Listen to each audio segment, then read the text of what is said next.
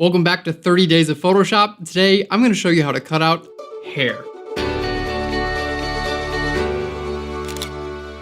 Hey there, welcome to Phlearn. My name is Aaron Nace. You can find me on phlearn.com where we make learning fun. In today's episode, we're tackling one of the most difficult things to cut out from this background, and that is hair. Now, in yesterday's episode, we showed you how to cut out just about anything. So, let's say you want to cut a person out of the background, you would want to use the pen tool for the majority of the person, and then use the technique I'm going to show you today for their hair. So using those two combined, and you can cut out anything from its background. So here's our image for today. I specifically chose an image that was a little bit more difficult because if you just have a subject with very little detail in their hair and they're on a pure white background, honestly, that's pretty easy. But here you can see our subject has a lot of detail in his hair and the background is relatively complex. Now, if you want to follow along with this tutorial, you can actually download this sample image. Just follow the link right down below and you get the PSD as well, which is super nice.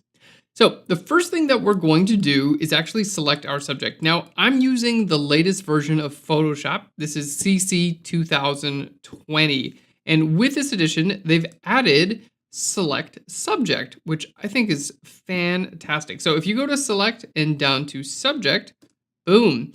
Basically, it's going to figure out what the subject of your image is and turn them into a selection. How amazing is that? Now, it's not perfect. Okay, we can see it didn't get this little speed light here exactly how we wanted, and it didn't get this area here.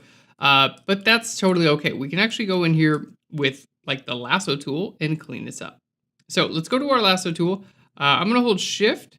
There we go. That's going to allow me to add to this lasso, and then hold Alt or Option. And then I can create very easily polygonal lassos. Boop. So we're adding to that. And then this selected a little bit too much. So I'm going to hold Alt or Option, which will minus from a selection. Okay. And we're going to go ahead and select this out here. Now, I'm not trying to be incredibly accurate in this case. This tutorial is about the hair. So I'm not, not trying to get these other areas perfect, but we'll get them decent. Again, if you want perfect selections over these areas, I recommend using the pen tool, and yesterday's episode showed you how to do that.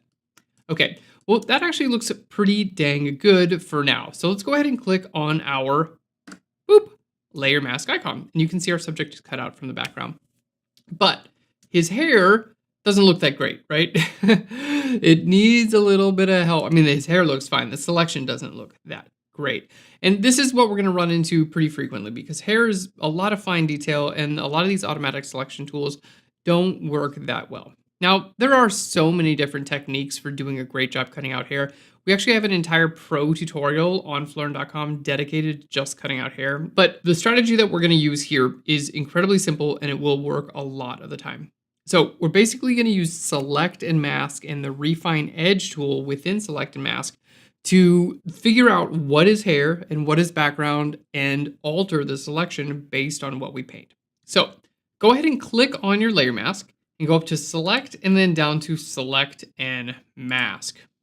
Here we go.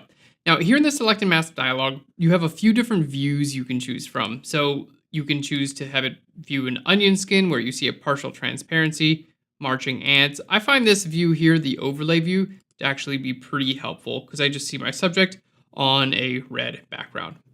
Okay, now you can also choose your opacity. So if your image looks a little bit different from mine, these are basically probably just your view options. Okay, now we have a few tools here on the left-hand side. We have tools like the quick selection tool, which basically allows you to add or remove from your selection. Right down below it, we have the Refine Edge brush tool. And this is really where the magic of Select and Mask comes in my opinion. So the Refine Edge brush tool.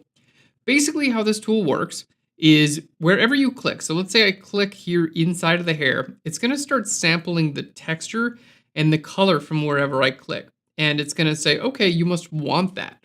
And as I click and draw out, it's going to continue to look for that texture and color and refine my selection to include more areas with that texture and color. So here's how we do it. We click inside here and we just drag out a little bit.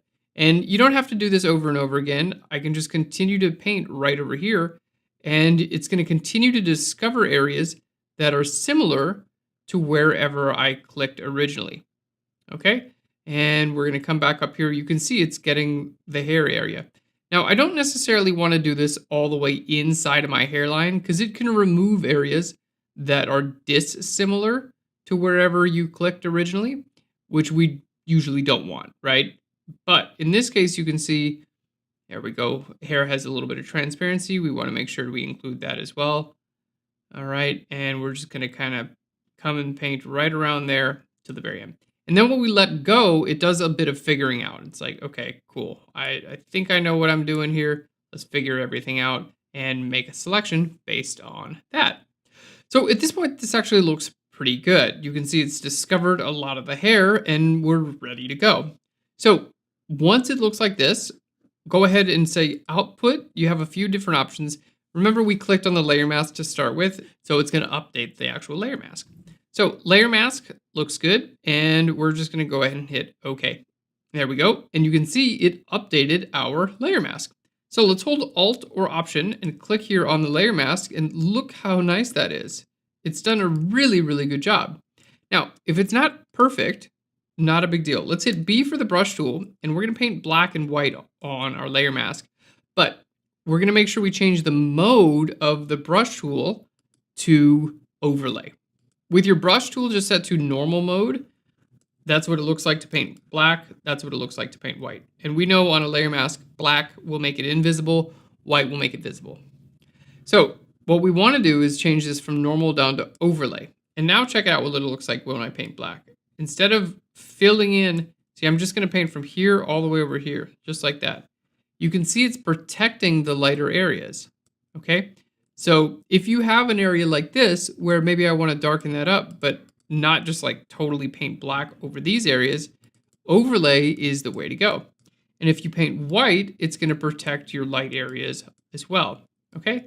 So if you ever do change the mode of your brush, I highly, highly, highly suggest changing it back before moving on.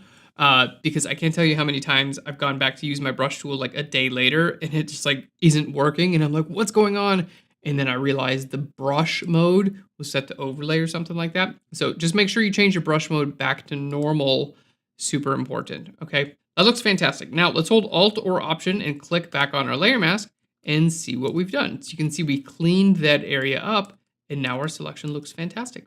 So let's go ahead and grab a solid color fill layer. We're just going to go all the way to white and put this directly behind our subject and check that out. Our subject is, let's hit F one more time for full screen. Our subject is cut out very well from his background. All of the hair looks fantastic and we use just a couple simple tools to get there. And that's all there is to cutting hair out of its background. Again, if you have a more complicated situation or you want to learn more methods for doing this, because honestly, there's a lot of different types of hair, a lot of different types of background, you can click right up here to learn a little bit more. We have a pro tutorial that goes super in depth on cutting out hair. Thank you so much. I hope you're enjoying 30 days of Photoshop. We've got just a couple more days. Tomorrow, we're going to show you how to match a subject into the background. We're going to show you how to analyze and correct color and light levels for compositing. I'll learn you later. See you tomorrow. Bye, everyone.